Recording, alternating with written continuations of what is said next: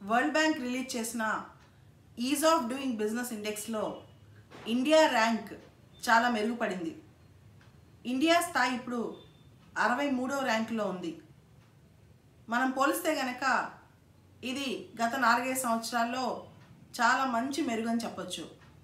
అయితే 2022 నాటికి 50 స్థానాల్లోపు ఉండాలనేది ఇండియా యొక్క ఆకాంక్ష.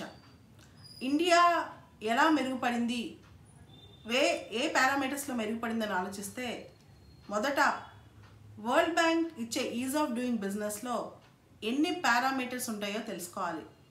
10 పారామీటర్స్ ఆధారంగా world bank is of doing business index అనేది ఇస్తారు. దీనిలో కన్స్ట్రక్షన్ పర్మిట్స్, స్టార్టింగ్ ఏ బిజినెస్, మొదటిది కన్స్ట్రక్షన్ పర్మిట్స్ అంటే బిజినెస్ కన్స్ట్రక్షన్స్ లేదా ఇతర కన్స్ట్రక్షన్స్ వాటి పర్మిట్స్.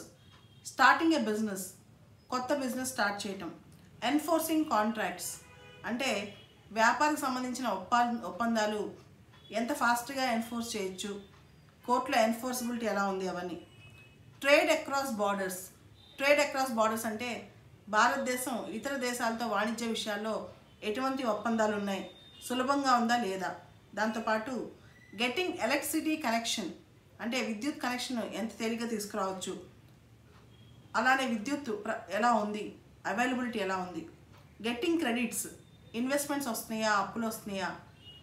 రిజిస్టరింగ్ ప్రాపర్టీ, ఒక ఆస్తి భారతదేశం రిజిస్టర్ చేయాలంటే లంచాలు ఇచ్చుకోవాలా, ఎంత టైం పడుతుంది, ఇవన్నీ. పేయింగ్ ట్యాక్సెస్, ఎలాంటి పన్నుల రెజిమ్ ఉంది.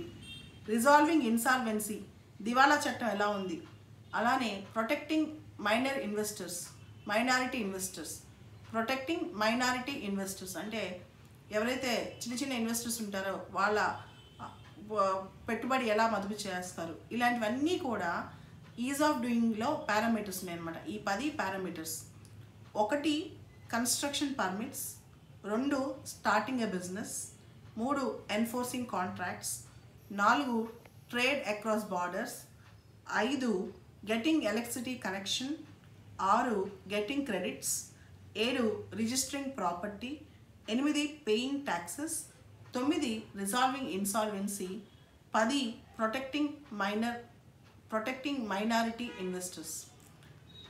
అయితే ఇండియా వీటిలో రెండిట్లో వెనకబడి ఉంది, ముఖ్యంగా రెండిట్లో. ఒకటి ఎన్ఫోర్సింగ్ కాంట్రాక్ట్స్, రెండోది రిఫార్మింగ్ ల్యాండ్ మేనేజ్మెంట్ అంటే రిజిస్టరింగ్ ద ప్రాపర్టీస్. వీటిలో ఈ world bank is of doing business report వచ్చిన తర్వాత world bank president David Malpass ఇండియాకి వచ్చారు. వచ్చినప్పుడు కూడా ఈయన చెప్పినవి ఇవే. ఇండియా ఎన్ఫోర్సింగ్ కాంట్రాక్ట్స్లో, తర్వాత రిజిస్టరింగ్ ప్రాపర్టీ అంటే ఆస్తుల మేనేజ్మెంట్లో వీటిల్లో కొంచెం కనుక బెటర్గా పర్ఫామ్ చేస్తే ఖచ్చితంగా 50 లోపు ఇండియా ఈజ్ ఆఫ్ డూయింగ్ బిజినెస్లో ఉంటుంది అని చెప్పి. అయితే ఇండియా ఏ ఏరియాస్లో ఇంప్రూవ్ అయింది. స్టార్టింగ్ ఏ న్యూ బిజినెస్లో ఇంప్రూవ్ అయింది, అలానే కన్స్ట్రక్షన్ పర్మిట్స్లో ఇంప్రూవ్ అయింది, అలానే రిజాల్వింగ్ ఇన్సాల్వెన్సీలో ఇంప్రూవ్ అయింది. అలా రకరకాల అంశాల్లో అంటే 10లో 6 అంశాల్లో ఇండియా ఇంప్రూవ్ అయింది. ఇక్కడ ఇండియా ర్యాంక్ 63వ ర్యాంక్. 190 దేశాల్లో ఇండియా ర్యాంక్ 63. దాంతోపాటు మనం చూస్తే 2019లో ఇప్పుడున్న 19లో 63వ ర్యాంక్ ఉంటే 2018లో 77వ ర్యాంక్, 2017లో 100వ ర్యాంక్, 2016లో 130వ ర్యాంక్, 2015లో 131వ ర్యాంక్, 2016లో 134వ ర్యాంక్. ఈ ఇండియా ఇంప్రూవ్మెంట్ చూస్తే కనుక 63వ స్థానం అనేది చాలా గొప్ప విషయం. మనం గమనిస్తే ఎక్కడైతే రాజకీయంగా అనిశ్చితి ఉందో, ఎక్కడైతే సవాళ్ళు ఉన్నాయో ఆ దేశాలు కూడా ముందుకెళ్తున్నాయి. ఉదాహరణకి ఆఫ్ఘనిస్తాన్, టర్కీ, జిబౌటి ఇలాంటి దేశాలు కూడా ఈజ్ ఆఫ్ డూయింగ్ బిజినెస్ ఇండెక్స్లో ముందుకెళ్తున్నాయి. Already ease of doing business index ఎవరిస్తారని చెప్పి 3 సంవత్సరాల క్రితం ప్రిలిమ్స్లో క్వశ్చన్ వచ్చింది. వరల్డ్ బ్యాంక్ 2016 ప్రిలిమ్స్లో క్వశ్చన్ వచ్చింది, ease of doing business index ఎవరిస్తారని వరల్డ్ బ్యాంక్. ఈ సంవత్సరం ఇండియా ఏ విషయాల్లో మెరుగు కనపరిచింది, ఏ విషయాల్లో ఇండియా వెనకబడిందని క్వశ్చన్ రావచ్చు. దాంతోపాటు మనం చూస్తే బ్రిక్స్ దేశాల్లో ఇండియా 3వ స్థానంలో ఉంది ఈజ్ ఆఫ్ డూయింగ్లో. సౌత్ ఏషియాలో ఇండియా ఈజ్ ఆఫ్ డూయింగ్ బిజినెస్లో మొదటి స్థానంలో ఉంది. ఇండియా ఇలానే కొనసాగించి 2022 నాటికి 50 లోపు స్థానం సంపాదిస్తుందని ఆశిద్దాం.